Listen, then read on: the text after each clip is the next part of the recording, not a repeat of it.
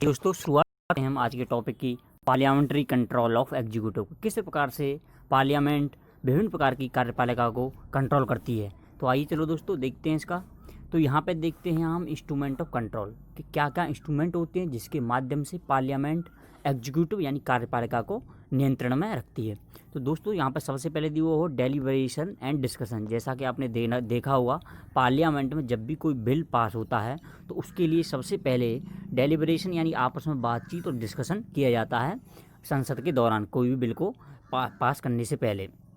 जैसे संसद में जैसे कोई भी अपोजिशन में जो पार्टी बैठी हुई होती है वो किस प्रकार की पॉलिसी सरकार की रहनी है और किस प्रकार से उस पॉलिसी को विभिन्न कार्यपालिका के अंगों जैसे कि प्रशासनिक अधिकारियों के द्वारा उसको इम्प्लीमेंट किया जाना है, ये सारा डिस्कशन संसद में किया जाता है। इस प्रकार से भी पार्लियामेंट जो है कि कार्यपालिका पर कंट्रोल रखती है। तो यहाँ पे आपको दूसरा जो देखना है, दूसरा पॉइंट दोस्तों यहाँ पर आता है approval and ratification of law.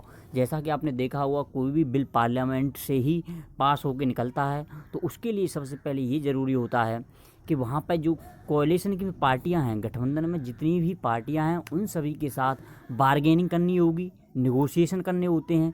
ये कंडीशन दोस्तों तभी होती है जब क्या होता है मुख्य रूप से गठबंधन की सरकारें चलती हैं। जैसा कि आप 1989 से भारत के गणतंत्र में देखोगे कि विभिन्न प्रकार की गठबंधन की सरकारें बनी थी, तो वहाँ पर ये बहुत इंपॉर्टेंट हो जाता था कि किसी भी नियम को पार्लियामेंट में पास कराने के लिए अपोजिशन की पार्टियों से, कोalition की पार्टियों से करने होते थे।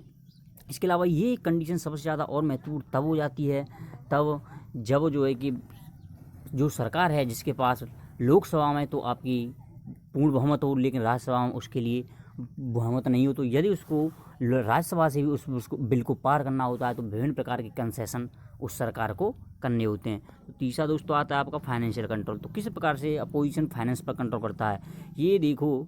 ये सरकार का जो सरकार गवर्नमेंट चला रही है उसका संवैधानिक ऑब्लाइजेशन यानी कि उसकी कॉन्स्टिट्यूशनल जिम्मेदारी होती है कि वो एक बजट पेश करे और उस बजट को उसको संसद से पारित कराना भी उसकी जिम्मेदारी होती है। इस प्रकार से विभिन्न प्रकार की पॉलिसियों पर, फाइनेंस की पॉलिसियों पर भी अपोजिशन की पार्टियां बड़ी अच्छी तरीके से पार्लियामेंट कंट्रोल कर सकती है, क्योंकि बिना किसी की अप्रूवल के पार्लियामेंट से कोई भी विभिन्न प्रकार के बजट, ग्रांट या एक्सपेंडिचर या कहाँ से जो है कि हमको रेवेन्यू कलेक्ट करना है, ये सारे काम नहीं किए जा सकते। तो ये दोस्तों विभिन्न प्रकार की जो है कि मिसयूज किस प्रकार से फंड हो रहा है, इस प्रकार के क्वेश्चन भी पार्लियामेंट में इससे रिलेटेड पूछे जाते हैं। तो यहाँ पर देखो सबसे इम्पोर्टेंट ये है आपका नो कॉन्फिडेंस मोशन है, ये भी पांचवा इंस्ट्रूमेंट है। इसमें क्या होता है जब गठबंधन की मैक्सिमम सरकारें होती है, यदि कोई भी कदम ऐसा रूलिंग पार्टी उठाती है तो उसमें नो कॉन्फिडेंस मोशन में अविश्वास पारित किया जाता है। इसमें ये दिया जाता है कि अब जो रूलिंग पार्टी है उसके पास बहुमत प्राप्त नहीं है, उसको संसद का विश्वास प्राप्त नहीं है। इस वजह से यदि नो कॉन्फिडेंस मोशन पास हो जाता है, इसमें वोटिंग होती है। यदि अपोजिशन पार्टी अपना बहुमत नहीं सिद्ध कर पाती है तो नो कॉन्फिडेंस मोशन फेल हो जाता है। यदि उसने अपोजिशन ने बहुमत सिद्ध कर दिया तो नो कॉन्फिडेंस मोशन में गवर्निंग सरकार को सरकार गिनाना पड़ ही जाती है। चलिए दोस्तों यहाँ से अब हम देखते हैं आगे कमेटी ऑफ पार्लियामेंट। विभिन्न प्रकार की कमेटियों का क्या काम होता है ये हम देखो दोस्तों, पीछे भी हम इसके बारे में बहुत कुछ थोड़ा बहुत डिस्कस कर चुके हैं कि जब भी कोई बिल होता है तो उसमें डेप्थ की स्टडी के लिए, depth study of the issue, उसके लिए कमेटियों का निर्धारण किया जाता है। ये स्टडी करती हैं कि विभिन्न मंत्रियों के द्वारा क्या डिमांड की जा रही है, क्या जो है कि एक्सपेंडिचर आया आ रहा है वेरियस डिपार्टमेंट्स का। और 1983 से देखोगे भारत में पार्लियामेंट्री स्टैंडिंग कमेटी का भी प्रावधान हो गया है। इसके अलावा पार्लियामेंट्री स्टैंडिंग कमेटी का काम क्या होता है, विभिन्न डिपार्टमेंटों के उनके बजट को डिस्कस करना, एक्सपेंडिचर और उनके बिल को डिस्कस करना, जो भी हाउस में पारित होने के लिए आते हैं। तो कमेटी का एक बहुत बड़ा रोल होता है। इसके अलावा आज के समय में एक जॉइंट पार्लियामेंट कमेटी का भी गठन किया जा चुका है, जो विभिन्न प्रकार के मिसयूज, फंड के मिसयूज में, करप्शन के मामलों में गठित की जाती है। तो आपको यहाँ पर देखते हैं दोस्तों किस प्रकार से पार्लियामेंट खुद को ही रेगुलेट करती है। अब हम इस क्वेश्चन को जानेंगे। तो यहाँ पर पार्लियामेंट को रेगुलेट करने के लिए प्रिसाइडिंग ऑफिसर होता है जिसको हम चेयरमैन कहते हैं, और वही सारी बिजनेस किस प्रकार से क्वेश्चन हावर होना है, किस प्रकार से जीरो हावर होना है, तो वही ये सारे चीज़ों को डिसाइड करता है।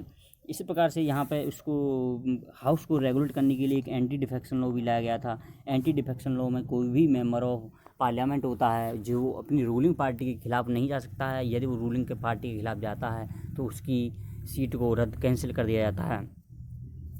उसी प्रकार से एक अमेंडमेंट किया गया था, 52 अमेंडमेंट किया गया था इसी एक्ट में 1950 में, जिसको 1991 में भी थोड़ा बहुत चेंज कर दिया था इसी एंटी डिफेक्शन लॉ में। इसके अलावा एंटी डिफेक्शन के जो अंतर्गत आता है दोस्तों, ये अंतर्गत आता है यदि कोई मेंबर्स है वो एब्सेंट रहता है हाउस में, जबकि उसकी पार्टी लीडरशिप ने ऐसा करने के लिए उससे नहीं कहा है, और या फिर वो उसकी पार्टी की इंस्ट्रक्शन के अपोजिट में वोटिंग करता है, तो उसको ये माना जाता है कि उसने डिफेक्शन का लॉ किया और उसकी सीट को निर्धारित किया जाता है। यदि वो सीट कैंसिल हो जाती है उसको रिजाइन देना पड़ता है। इस प्रकार से दोस्तों हमने देखा कि किस प्रकार से पार्लियामेंट विभिन्न प्रकार की एग्जीक्यूटिव को कंट्रोल करती है। तो यहाँ पर धन्यवाद दोस्तों। यदि आपको हमारा वीडियो पसंद आए तो लाइक कर सकते हैं और सब्सक्राइब भी कर सकते हैं। यदि आपको इसका PDF चाहिए तो आप हमारे टेलीग्राम लिंक से इसको डाउनलोड कर सकते हैं। धन्यवाद।